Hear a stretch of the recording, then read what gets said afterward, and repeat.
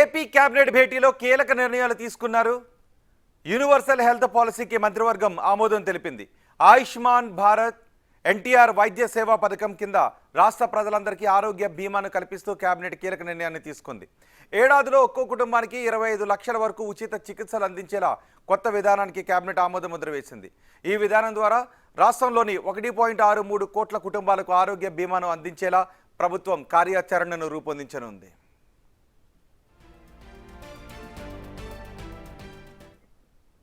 అంతేకాదు 2493 నెట్వర్క్ ఆసుపత్రులలో ఉచితంగా వైద్య సేవలు పొందేలా ఎన్టీఆర్ వైద్య సేవ హైబ్రిడ్ విధానాన్ని అమలు చేయనున్నారు.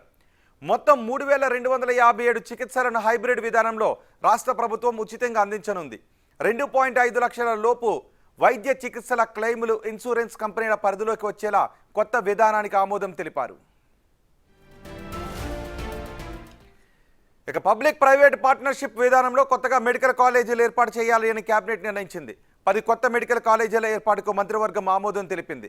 2 దశల్లో ఆదోని, మదనపల్లె, మార్కాపురం, పులివెందుల, పెనుగొండ, పాలకొల్లు, అమలాపురం, నర్సీపట్నం, బాపట్ల, పార్వతీపురంలో పీపీపీ పద్ధతిలో మెడికల్ కాలేజీలు ఏర్పాటు కాబోతున్నాయి.